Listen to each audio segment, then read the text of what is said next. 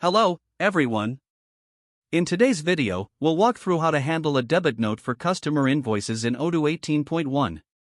This feature was introduced in this version, so let's dive in and see how it works. Start by navigating to the Accounting module.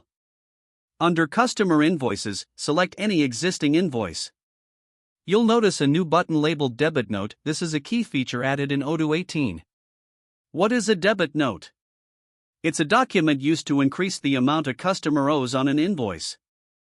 For instance, it's issued when you need to charge extra for additional services, correct an error in the original invoice, or cover unexpected costs. To create a debit note, click the Debit Note button. A form will appear where you need to specify the reason for the debit note, for example, additional consulting fee. The journal, if you need to select a specific one.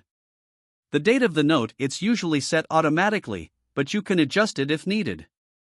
Copy lines. Enable this option if you want to copy the lines from the original invoice for further editing. For this example, we won't copy the lines, instead, we'll add a new item. Click Create Debit Note. Once created, the debit note will appear in draft status. Now, you can add details, such as a new line for the additional fee.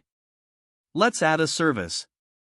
Click Add a line, select the product type as service, and enter, for example, consulting fee with an amount of $50. Save the changes. Next, you can confirm the debit note to make it active. Register a payment if the customer is ready to settle the amount. That's it.